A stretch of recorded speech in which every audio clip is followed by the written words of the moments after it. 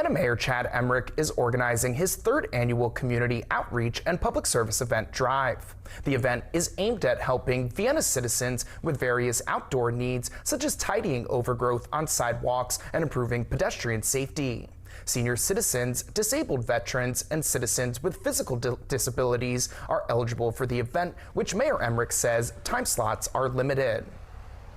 This program allows us to go into the community and help our seniors and those maybe with physical disabilities or disabled veterans, to help them with cleaning, clearing sidewalks, removing brush, getting rid of some of those things for them so that they can have full accessibility to our community.